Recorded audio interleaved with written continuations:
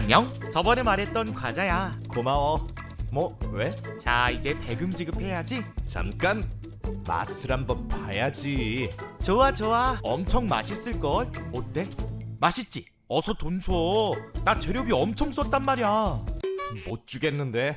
뭐? 내가 주문한 건 치즈 맛인데 이건 지금 어니언 맛이잖아. 무슨 소리? 네가 마지막에 분명 잘 모르겠어, 맘대로 해라고 했잖아. 무슨 소리? 내가 문자로 아무래도 치즈가 맛있는 것 같아 라고 했잖아. 증거 있어? 그러는 넌 증거 있어?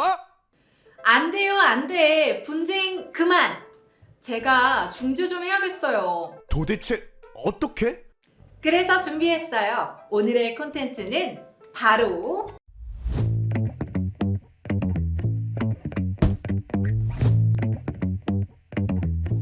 대한상사중재원 중재제도 완벽 정리. 중재제도? 그게 뭐죠?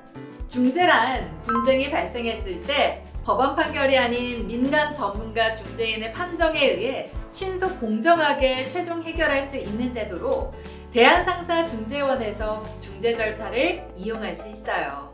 중재제도는 소송과 달리 단심제로 최종 판정이 내려지기 때문에 신속하고 저렴하게 분쟁을 해결할 수 있다는 장점이 있어요. 또한 중재인의 전문적인 판단, 비공개성, 당사자들의 충분한 진술 기회 보장도 중요한 특징이랍니다. 그럼 잘 알아두면 굉장히 유용하겠네요. 물론 분쟁을 안 만드는 것이 가장 중요하겠지만 이 두 사람한테 좋은 정보를 전달하기 위해 중재제도에 대해 설명해 줄게요. 좋아요. 그럼 분쟁이 발생하면 언제나 중재를 신청할 수 있는 건가요? 분쟁을 중재로 해결하기로 하는 당사자 사이에 합의가 있어야 중재를 이용할 수 있어요. 보통은 거래 전에 계약서에 미리 중재 조항을 포함시켜 놓으면 편리하게 신청할 수 있습니다. 분쟁이 생기기 전에 중재를 이용하기로 합의하지 않았다면 신청을 못하는 겁니까? 그렇지 않아요. 이 분쟁이 발생한 경우라도 양측이 동의한다면 중재 이용이 가능하답니다. 이 경우 간단한 합의서를 작성하면 좋겠죠? 이렇게 직접 합의서를 작성하지 않더라도 공문이나 이메일 교환 등을 이용한 중재 합의도 가능하니 참고하세요. 중재를 이용하기로 약속했는데 제가 이를 어기고 법원으로 가면 어떡하죠? 분쟁의 상대방 당사자가 법원에 소송을 제기하는 경우 본안에 관한 최초 결론 전에 법원에 중재 합의가 존재한다는 항변을 하면 소송을 각하하게 돼 있어요. 다시 말해 유효한 중재 합의가 있다면 법원에 소송을 제기할 수 없고 반드시 중재로 해결해야 한다는 것 명심하세요. 그럼 얼른 중재 신청을 해야겠군요. 신청서는 어떻게 쓰나요? 일단 중재 신청서에 신청인과 피신청인 각각의 성명, 주소, 연락처, 대리인이 있다면 대리인 정보를 씁니다. 그리고 중재 신청의 취지, 그 이유를 작성하면 됩니다. 취지는 뭐죠? 신청인이 중재를 신청해 얻기 원하는 내용을 말하는 거예요. 예를 들어 물품 대금 등 과자를 판 돈을 받고 싶은 거라면 피신청인은 신청인에게 과자 대금 얼마를 지급하라 이렇게요. 지연 이자를 원하는 경우 관련된 내용을 기재하고 중재 비용의 부담도 내용에 기재할 수 있어요. 아니 그럼 이유는요? 신청 원인이 된 사실이나 분쟁의 대상 등을 기재하면 됩니다. 신청서에 기재된 취지와 금액은 추후 변경할 수 있으니 참고하세요. 여기 밑에 구비 서류라고 돼 있는 건 뭐죠? 멍청아, 내야 되는 서류잖아. 누가 몰라서 묻는 거야? 그만! 너무 많아서 당연히 헷갈릴 수 있어요. 제가 차분히 알려줄게요. 먼저 앞에서 설명한 중재 신청서에 기명 날인 또는 서명하여 제출해야 하고 중재 합의가 있음을 인정할 수 있는 합의서 또는 계약서, 대리인이 있는 경우 위임장, 그 밖에 입증 서류들, 6개월 이내 법인 등기부 등본, 개인일 경우 주민등록 등본 원본까지. 와, 너무 준비할 게 많은데요? 소송을 제기하는 경우보다는 낫지만 아무래도 분쟁이 일어나지 않게 하는 것이 가장 좋겠죠? 신청서는 총 3부를 준비해야 하는데 신청 금액이 5억 원을 초과한다면 5부를 준비해야 해요. 피해 신청인이 여러 명이라면요? 늘어난 당사자 수만큼 추가로 제출하면 된답니다. 우편으로 제출하거나 중재원에 직접 방문해서 제출하면 되고 제출 부수 및 제출 방법은 신청서를 포함한 모든 중재 서류에 적용되는 것이니 염두에 두세요. 이제 당장 신청하러 가야겠어요. 잠깐! 신청서 접수처가 어딘지 알아요? 아니요? 그것도 제가 알려줄게요. 저기 봐요. 우와, 높다. 저 멋진 건물 43층 데스크에 신청 관련 서류를 모두 확인하고 접수하면 됩니다. 직접 방문은 물론 우편으로도 가능하다는 점 다시 한번 기억하시고요. 중재 신청이 접수되면 신청인은 사무국의 안내에 따라 중재 비용을 납부해야 합니다. 비용이요?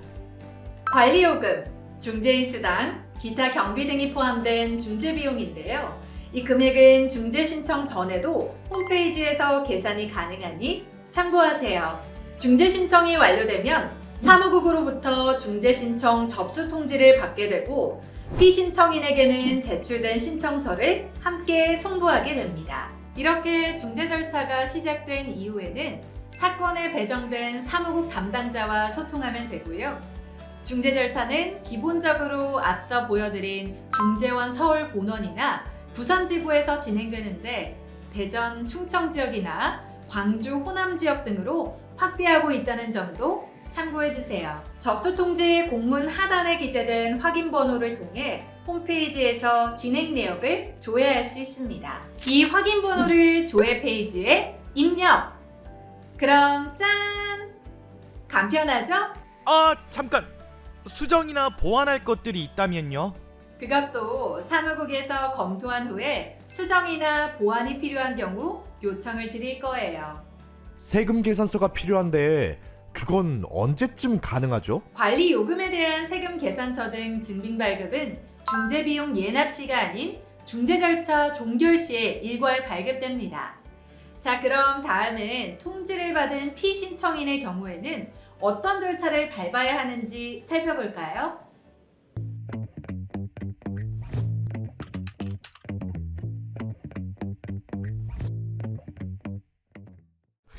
그 녀석 결국 무슨 일이에요? 그 녀석이 이 신청서를 보냈어요. 결국 중재 신청이 접수됐군요. 망했어. 이제 저는 어떡하죠? 걱정 마세요. 지금부터 제가 어떻게 대처해야 할지와 이후 절차에 대해서 상세히 안내해 드릴 테니까 저만 믿고 잘 따라와 주세요.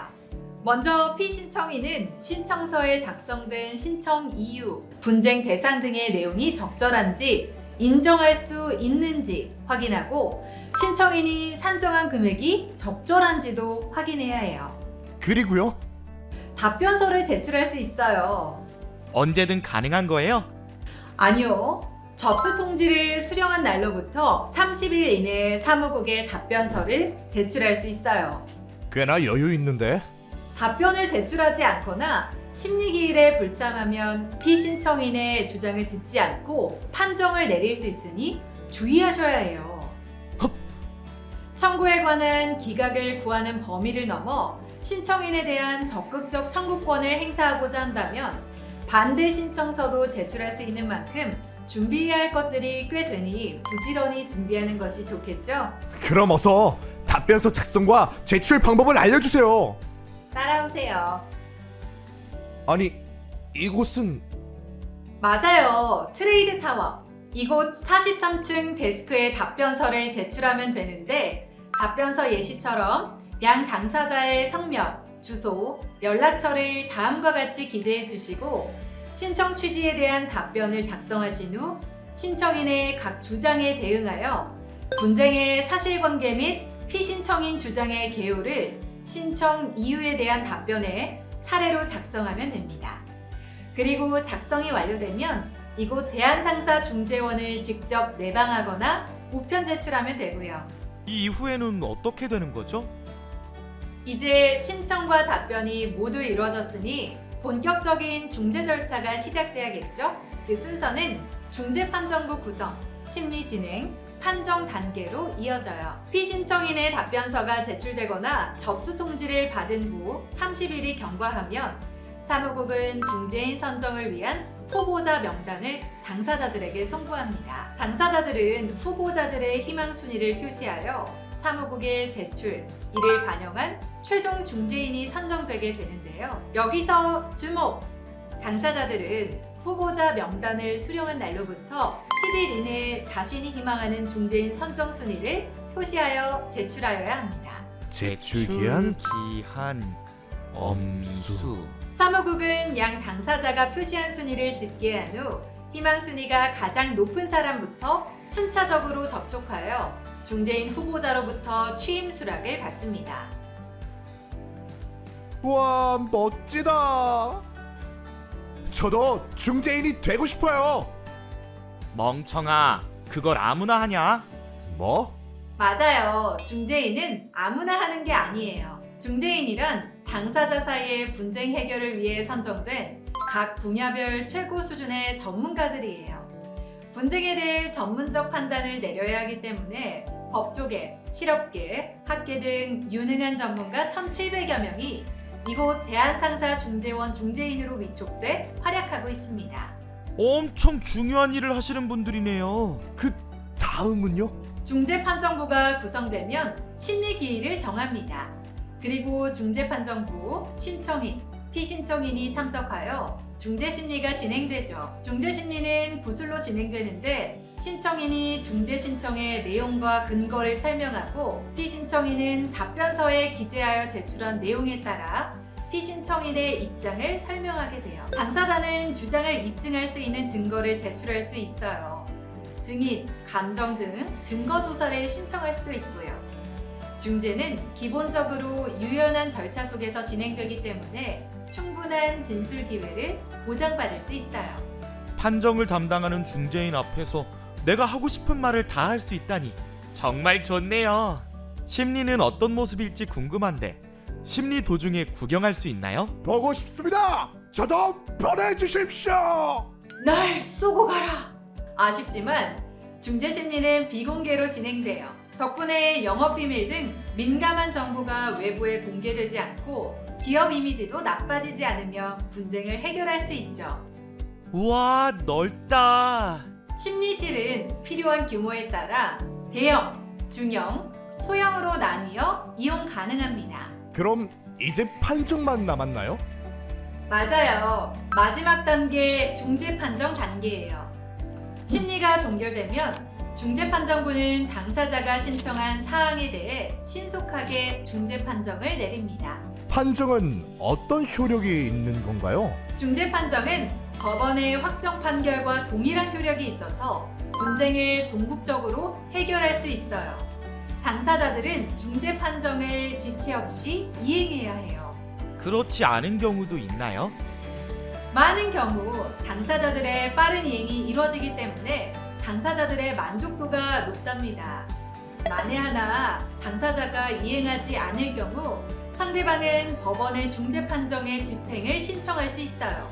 그것을 중재판정 집행결정 청구라고 합니다. 아, 맞아. 난 더 빠른 게 좋은데 아까 신속 절차라는 게 있다고 하지 않았나요? 네, 맞아요. 신속 절차는 신청 금액이 1억 원 이하거나 당사자들이 신속 절차에 따르기로 합의한 경우 진행되는데요. 다른 특징이 있을까요?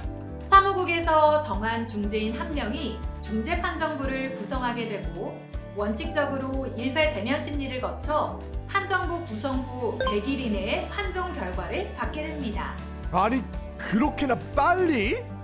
신속 절차는 신속, 간이한 절차로 진행되기 때문에 재판뿐만 아니라 일반 중재 절차보다도 빠른 판정 결과를 받아볼 수 있다고요. 와, 이제 중재 제도가 얼마나 중요하고 좋은 제도인지 알게 됐어요. 분쟁이 일어나지 않은 것이 최선이지만 불가피하다면 꼭 중재제도를 활용해야겠어요. 맞아요. 대한상사중재원의 중재제도라면 어떤 상거래도 믿고 함께할 수 있습니다. 그럼 건강한 상거래를 위해 대한상사 중재원 중재제도와 함께해요.